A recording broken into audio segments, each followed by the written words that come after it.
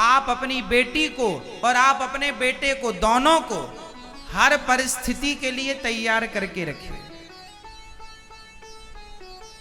कि वो चूल्हे पर भी रोटी बना ले, गैस चूल्हे पर भी रोटी बना ले, नंगे पांव भी चल सके, चप्पल जूते पहनकर भी चल सके, हर परिस्थिति में भी वो अपने आप को प्रसन्न रख सके। देखो परिस्थितियां आएंगी जाएंगी, समय किसी के बाप की बफौती नहीं है, याद रखो, समय किसी के बाप की बफौती नहीं है। आप अपनी बेटी को 4 नौकर चाकर वाले घर में भेज भी दो, जहां 4 नौकर चाकर लगे हैं काम करने वाले, जिसे कोई काम नहीं करना, पर समय साहब बिगड़ता है, बनता है, हर समय एक सा नहीं होता। जो कल तक राजा महाराजा थे उनके भी दिन बिगड़े। भगवान राम को भी 14 वर्ष का वनवास उठाना पड़ा, फिर आप और हम कौन हैं?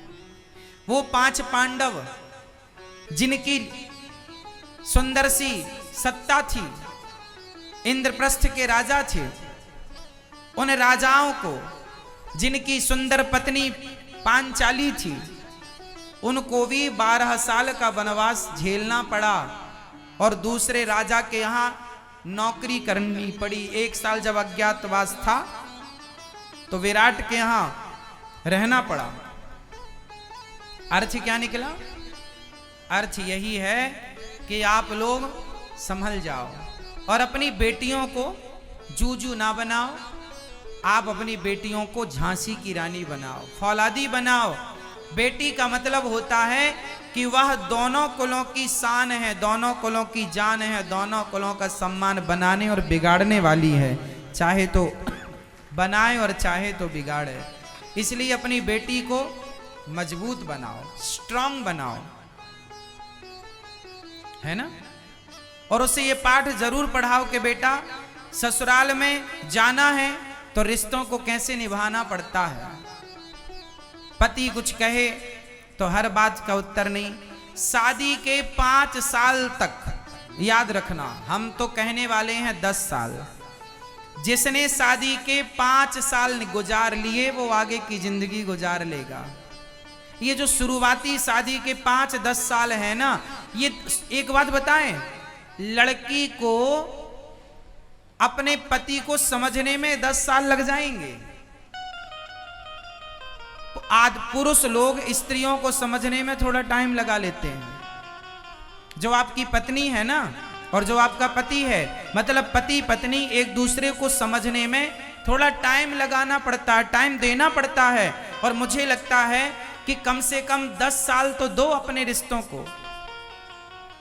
10 साल में समझ में आता है कि पति कैसा है और पत्नी कैसी है। अब शादी के तुम 3 महीने साथ में रहे और बोले नहीं जी अब तो नहीं चलेगा, जरा सी बात हो गई तो लो भैया अब तलाक देना जरूरी है।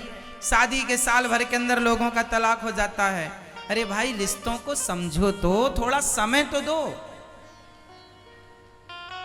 एक वो नया लड़का है जिसे कल तक आप जानते नहीं थे, कि वो नई लड़की है जिसे कल तक आप जानते नहीं थे। अनजान लोगों के साथ अब जिंदगी गुजारनी है, थोड़ा वक्त लगेगा, समय लगेगा। और आजकल के लोग समय नहीं देते रिश्तों को, इसलिए टूट जाते हैं। इसलिए आप अपनी बेटी को थोड़ा समझाओ। जरा सी बातें हो जाए ना तो माँ, बेटी फोन किसको लगाती है? माँ आपके दामाद जी ने ऐसा कह दिया। तो माँ बोली एक काम कर, तू अपना बोरिया बिस्तर तैयार कर, यहाँ आ जा, हम तेरी माँ है, सारी जिंदगी तुझे खवा लेंगे। लो, ये जो मम्मियाँ होती हैं ना इस तरह की, जो बेटियों से कहती हैं हमारी बेटी कोई बोझ थोड़ी है, हम सारी जिंदगी खवा देंगे उसे, ये माँ ना सबसे बड़ी दुश्मन है अपनी बेटी की, सबसे बड़ी दुश्मन है। आज बेटियों की सबसे बड़ी दुश्मन यदि कोई है तो उस प्रकार की माँ जो बेटियों से कहती है कि हम तुझे सारी जिंदगी खवा लेंगे, तुझे ससुराल में रहने की जरूरत नहीं है, तू आजा, मैं तेरी माँ हूं, तेरा बाप है कमाने के लिए। तो माँ बाप पूछो जरा इस मैया से, कब तक तुम जिंदा रहोगी और कब तक तुम्हारा पति, लड़की का बाप कब तक जीवित रहेगा? लड़की की माँ जब तुम मर जाओगी तो फिर तुम्हारी बेटी को कौन खवाएगा? चलो खवाने की तो बात नहीं है, पर एक स्त्री को जितना सुख उसका पति दे सकता है उतना सुख संसार में कोई नहीं दे सकता। चाहे वो बाप हो, चाहे वो माँ हो, चाहे वो बेटा हो, जितना सुख उसका पति दे सकता है उतना सुख उसे कोई नहीं दे सकता। अब ये लड़कियां, ये स्त्रियां ये बात समझती नहीं है और माँ बाप के भड़काने पर भड़क जाती हैं और झोला उठाए ससुराल मायके चली गई। और मायके गई तो मम्मी ने कहा यहीं बैठ यहीं खा, और बेटी चलो बैठी खाई। कुछ दिन बाद माँ बाप निपट गए, मृत्यु हुई, तो अब भौजाई ताने मारती है। भौजाई ताने मारेगी, कब तक साथ देगा कोई? और बात सही भी है। तुम अपने पति को छोड़कर क्या कर रही हो अपने मायके में? ससुराल जाओ, पति के पास रहो। दो बातें सब जगह होती हैं, सहन करना पड़ेगा, बर्दाश्त करना पड़ेगा। कब तक कोई तुम्हें देगा? इसलिए एक गलत निर्णय सारी जिंदगी आपको परेशान कर सकता है। एक गलत डिसीजन, एक गलत डिसीजन से जिंदगी बिगड़ती है और एक सही निर्णय से, सही डिसीजन से जिंदगी संवरती है। अब चाहे बिगाड़ना चाहे संवारना। और ये गलती देखो, जो लड़की होती है, जो लड़का होता है, 25 साल का लड़का, 25 साल की लड़की, 30 साल का लड़का, 30 साल की लड़की, ये लोग अपने निर्णय लेने में मैच्योर नहीं है। 30 साल की लड़की और 30 साल का लड़का, आज के 30 साल के लड़का लड़की, ये कुछ निर्णय नहीं ले सकते अपनी शादी, रिश्तों के लिए। बिजनेस व्यापार का मैं नहीं कहता, लेकिन रिश्तों के कोई निर्णय ये नहीं। इसलिए माँ बाप होने चाहिए, और माँ बाप ऐसे होने चाहिए जो दोनों को समझाकर रिश्तों को आगे ले जाएं। समझा? ये बच्चे हैं, 30-30 साल की लड़कियां, 30-30, इनको थोड़ी पता कि रिश्ते कैसे चलाए जाते हैं। सुनो, स्कूल कॉलेज में आप पढ़ते जरूर हैं, आपके पास डिग्रियां जरूर होंगी, पर जिंदगी तो अनुभव से जी जाती है। कोई कॉलेज, कोई यूनिवर्सिटी ऐसी नहीं है जो रिश्तों को निभाने का पाठ पढ़ाती हो। रिश्तों को निभाना तो समझदारी समय के साथ आती है।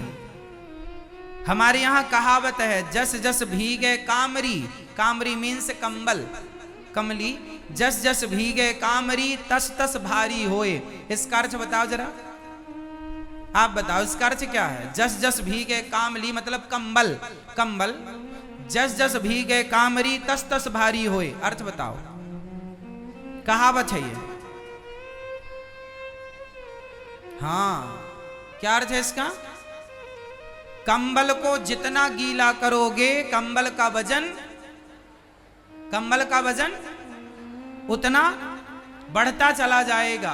कंबल में जितना पानी डालो वो सोखता चला जाता है लगभग पानी को, और उसका वजन बढ़ता मतलब इसका अर्थ ये है कि आपकी जैसे जैसे आयु, उम्र, एज, आपकी जैसे जैसे एज, उम्र, आयु बढ़ती चली जाएगी, वैसे वैसे आपको समझदारी आती चली जाएगी। समय के साथ समझदारी आती है, समय के पहले समझदारी नहीं आती। समय के पहले व्यक्ति समझदार नहीं होता। इसलिए 30 साल की लड़की हो या 30 साल का लड़का हो, कोई समझदारी नहीं है इनको रिश्ते चलाने की। थोड़ा इन्हें समय चाहिए,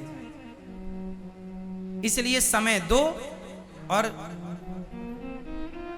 माँ बाप का धर्म है, लड़की की माँ ये ना कहे कि तू आजा, ना बेटा, माँ तुम्हारी बेटी है, यदि घर में उतार चढ़ समझाओ, बेटा रहना पड़ेगा, रिश्तों को जियो।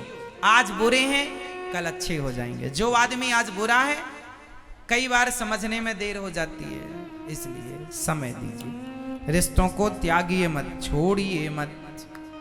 हमारे यहाँ रिश्तों की बड़ी महिमा है।